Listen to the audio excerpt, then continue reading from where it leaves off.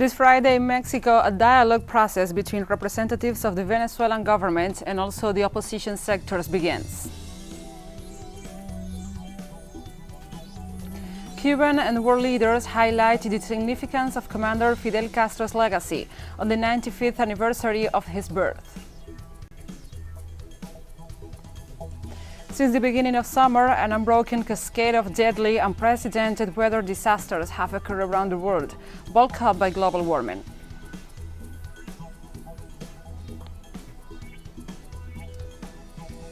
From the headquarters of teleSUR English in Havana, Cuba, this is From the South. I'm Gladys Quesada, and now we begin with the news. A dialogue process between the government of President Nicolas Maduro Moros and also sectors of the opposition of Venezuela begins on Friday in Mexico. According to a statement issued by the Mexican Foreign Ministry, the talks between the parties are taking place after 4 p.m. local time.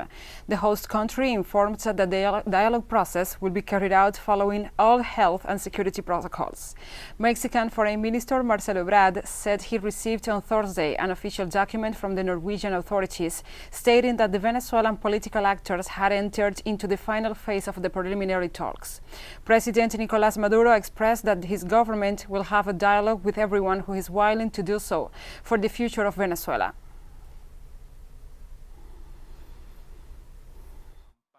They go to Mexico with the extremist right-wing opposition directed from the United States. We will have a dialogue with the Piti-Yankee, pro-Yankee opposition, with the slaves of the government of the United States. We have to dialogue even with the devil. Of course, we will have a dialogue with the devil. We will have a dialogue with the cross, with the holy water, with the blessings of God, creator of heaven and earth, and our Lord Jesus Christ. This is the way, the dialogue.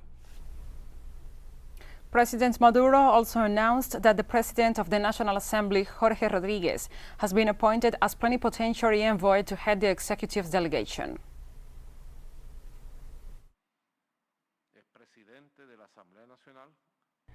Jorge Rodriguez is the President of the National Assembly and is attending the dialogue process as President and as plenipotentiary envoy of the Bolivarian government over which I preside. Mrs. Vice President sent the signed letters of plenipotentiary powers given by the government and the state of Venezuela to Jorge Rodriguez as President of the Parliament and plenipotentiary envoy of the government for the peace dialogues, to seek sovereign solutions between Venezuelans to set a solid and stable electoral timetable to fully recover our country. Brazil's Supreme Court ordered the opening of an investigation into the responsibility of President Jair Bolsonaro in the publication of a classified police investigation. The judge of the Supreme Court, Alexander de Moraes, pointed out that this decision responds to a request issued by the Superior Electoral Court on Monday, August 9th, in which they denounced alleged criminal conducts committed by Bolsonaro. The ministers of the electoral body assured that the publication made by the Brazilian president constitutes a violation of the criminal code that treats as a crime the disclosure without justified cause of confidential or reserved information. With this, there are now 4 investigations in the Federal Supreme Court against Bolsonaro, firstly for his alleged interference in the autonomy of the federal police, irregularities in the purchase of the anti-COVID-19 vaccines, and the one related to his attacks on the ballot boxes.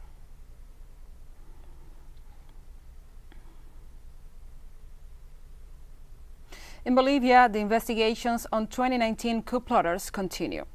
On Friday, the president of the Human Rights Commission of the Chamber of Deputies, Juan José Jauregui, of the Movement Towards Socialism, the MAS, announced that the Commission of Electoral Crimes ultimates details to initiate a legal process against Carlos Mesa for his role in the October 2019 elections outcome and also the social unrest of its aftermath.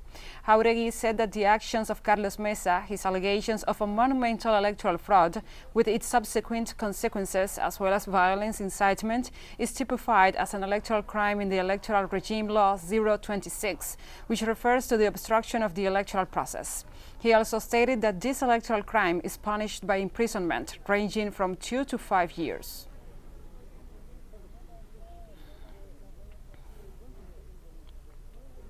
After learning that the Constitutional Court ratified the constitutionality of the reforms to the organic law of intercultural education, the teachers lifted the hunger strike measure that began 32 days ago in Ecuador.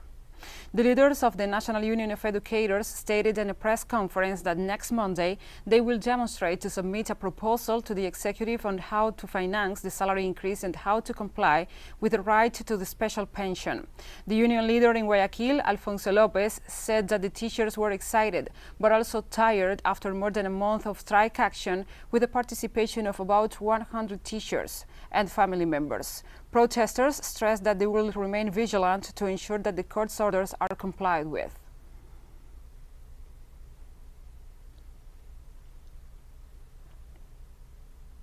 And the teachers' protest was supported by other popular sectors as indigenous groups, public workers, and their own students. Scarlett Tamayo, president of Ecuador's Secondary Education Federation, offered a brief statement of the protest outcome. Days of mobilization, rallies, speeches, pot and pan banging protests, and above all a 32-day hunger strike, we succeeded in getting the Constitutional Court to declare the reforms to the organic law of intercultural bilingual education in force. 32 days in which the educational community risked their lives for quality education. As students, we managed to keep in force Articles 8 and 9 that speak of active student participation, and Article 20, which mentions the budget for education, which is 6% of gross domestic product. This cannot be disrespected by the anti-popular governments in power, and we announce that we are still in constant struggle and mobilization so that all the articles of the reform of the education law are put into force. Long live the hunger strike, long live the teachers, and long live the unity of the popular sector. After the entry into force of a new immigration act, mass deportation increases at the southern border of the United States under the pretext of health reasons due to the COVID-19 pandemic. Many of the deported people are unaccompanied children and adolescents who were returned to their countries of origin without any judicial process. Only in July, the arrest of 212,602 migrants was reported. Mainly of them were coming from the northern triangle of Central America. This represents an increase of 13% over June, and 2020 ended with more than 1.5 million migrants detained. Pandemic-related expulsions carry no legal consequences, which contributes to the high number of recidivism. Human rights defenders denounce mistreatment by officials in charge of such deportations. We'll be right back after this very short break, so don't go away.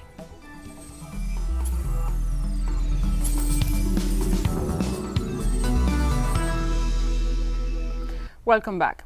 This August 13th, the world celebrates the 95th anniversary of the birth of Comandante Fidel Castro, the historical leader of the Cuban Revolution. A military ceremony began with the laying of a wreath on behalf of the Cuban people in front of the monolith where the leader's ashes rest at Santa Ifigenia Cemetery in Santiago de Cuba. As part of the celebration, the inauguration of photographic exhibitions will take place at the José Martí Memorial in Havana. Throughout his life, Fidel Castro fought against the multiple aggressions of the American imperialism. He also worked in defense of the rights and freedom of the peoples of the world and promoted the construction of a more equal, solidary, and inclusive society.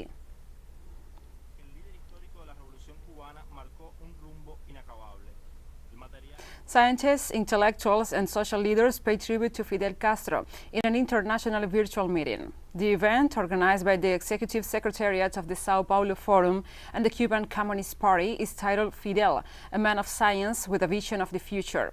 The meeting, presided over by Cuban President Miguel DiazCanel, highlights the fundamental role played by Commander-in-Chief in the development of Cuban science. At the opening of the meeting, the island's Minister of Foreign Affairs, Bruno Rodriguez Parrilla, pointed out that the revolutionary leader inspired and executed an original program to confront the cultural war based on technologies, which constitutes the genesis of the Cold Battle of Ideas.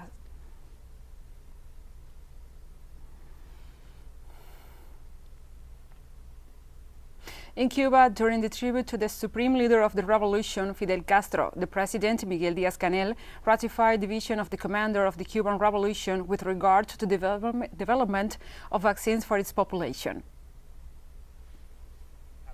The first vaccine in the continent against COVID-19, the Abdala, and 4 other vaccine candidates in the development process.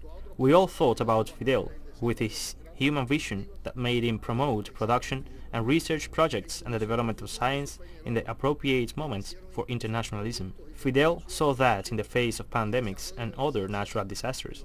It was the poor countries that were most affected, and he transformed into facts and certainty the word solidarity, the most beautiful and essential banner of the revolution. In relation to the blockade, President DiazCanel said that thanks to Fidel Castro's advanced thinking, it was possible to make progress with regard to the pandemic. The blockade has not been lifted. On the contrary, it has been tightened. What would COVID-19 have meant for Cuba without Fidel's strength, maintained under the greatest external pressure?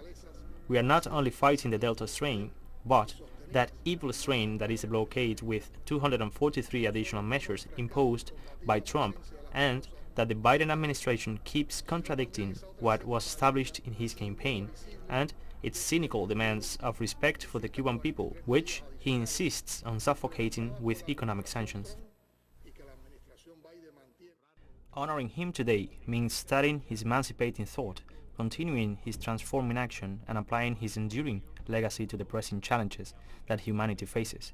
His contributions in other areas of scientific development are better known, but his precautious approach to social communication and information technology is fascinating. And the president of Venezuela, Nicolas Maduro highlighted Commander Fidel Castro's labor in the construction of a scientific educational system that resulted in the development of 5 vaccine candidates in the midst of the COVID-19 pandemic. Fidel was the great builder of the Cuban educational system and of the scientific system. There is no doubt about that. The foundation of a public, free and quality education for all in Cuba is a great work of Fidel and of the Cuban Revolution. The foundation of a scientific system of research institutes of the highest level in Latin America and the Caribbean that has been able to produce 5 vaccines in this pandemic was the work of his capacity for innovation, work and accomplishment. Nicolas Maduro recalled Fidel Castro as the first one to denounce the effects of climate change that today affect several countries in the world. We must also remember that Commander Fidel Castro was a prophet on the complicated issue of climate change. He was the first to raise his voice and alert the world that there was no time left. Back in 1992, he said, "A species is in serious danger of extinction. That species is the human species."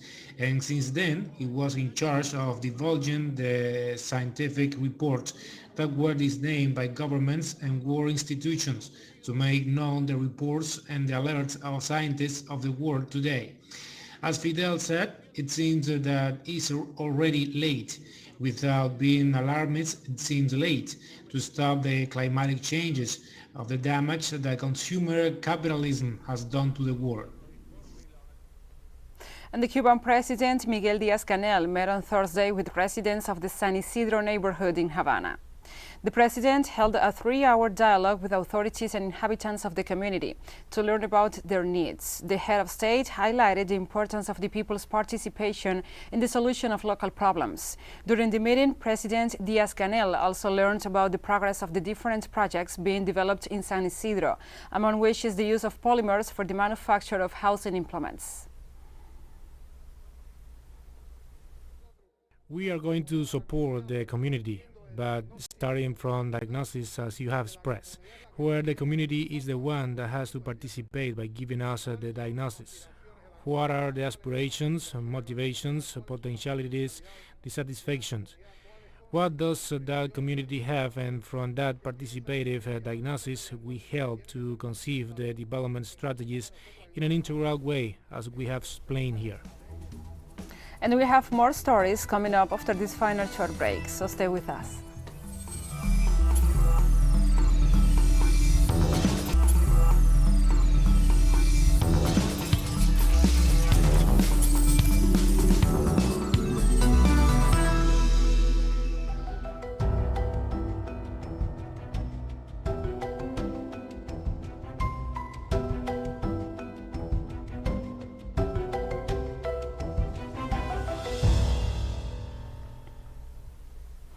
Welcome back. Since the beginning of summer, an unbroken cascade of deadly, unprecedented weather disasters have occurred around the planet Earth, bulked up by global warming. Earth's average surface temperature is projected to hit 1.5 or 1.6 degrees centigrade above pre-industrial levels around 2030.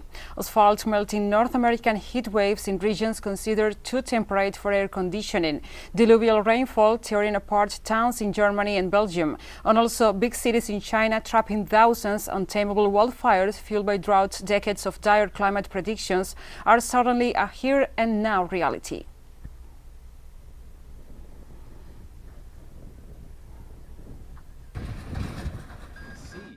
The heat dome over California. We can see the wildfires across Greece and Turkey. We can see the floods from Germany to China. We can see the fires out of control in Siberia. All of these things the scientists are saying are more likely and are more extreme and will occur more frequently the more emissions that we put into the atmosphere. They're far more certain about the human impact on these extreme events than they were, say, 7 or 8 years ago. Italian firefighters battled hundreds of fires throughout the country's south and have killed 4 people, fueled by unrelenting temperatures enveloping southern Europe. Firefighters said there were over 500 blazes reported overnight as the anti-cyclone dubbed Lucifer sweeps across Italy, sending temperatures soaring and causing what is believed to be a new European record of 48.8 degrees centigrade in Sicily. The heat wave across vast swathes of Mediterranean region in recent days began to shift west on Thursday, with many of France's southern areas put under a high temperature alert.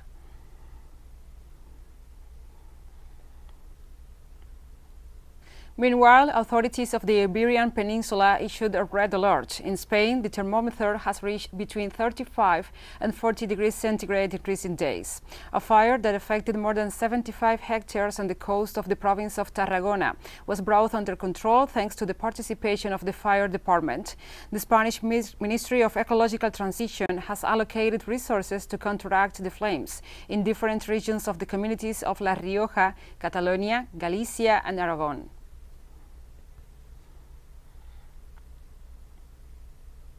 And death toll in Algeria from forest fires rises to more than 70. Approximately 30 of the deaths are military personnel who were participating in the evacuation and extinguishing of the flames. More than 1,000 people have been injured in the fires and over 600 families have lost their homes.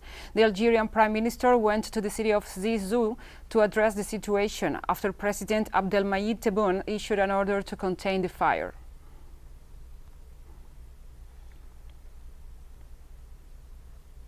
In the United States, the Dixie Fire in Northern California continues to expand. It's now burning 780 square miles and amid high temperatures and dry conditions. Containment remains at least at a third. It is the largest wildfire in California, having destroyed more than 500 homes and most of historic downtown Greenville. The California Department of Forestry and Fire Protection reported that the blaze has burned a total of 515,756 acres in Butler, Lassen, Plumas, and Tehama counties. Fire Department spokesperson have warned that bad weather conditions with unpredictable winds have caused new fire outbreaks, making the evacuation process even more difficult.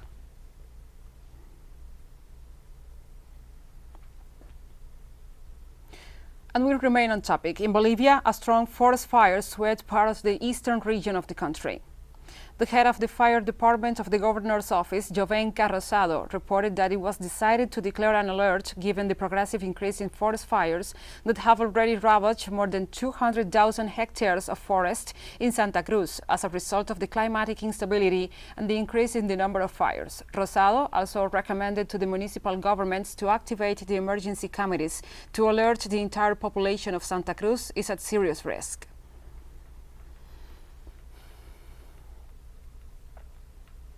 The Turkish government declared the 3 provinces most affected by the recent floods and landslides as catastrophe zones. President Recep Tayyip Erdogan said that the measure covers the northern provinces of Kastamonu, Sinope, and Bertin, where 27 people have been reported dead. Air Force helicopters were deployed to rescue victims stranded in buildings isolated by the mudflows that swept away cars and buildings. The number of displaced people was estimated at 1,700. The head of the state visited on Friday the affected region of the shores of the Black Sea, at a time when the country is still recovering from the intense forest fires that caused serious ecological losses during 15 days.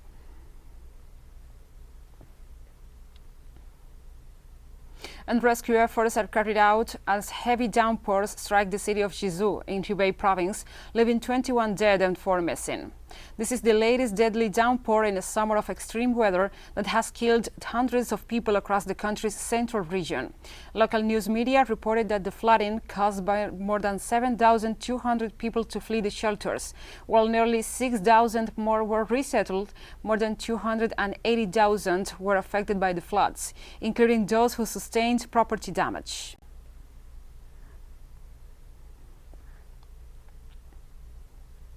And we have come to the end of this news brief. But remember, you can find these and many other stories on our website at telesurenglish.net. And also, if you feel so inclined, please join us on social media. We are on Facebook, Twitter, Instagram, and Telegram. For TeleSUR English, I'm Gladys Quesada. Thank you for watching.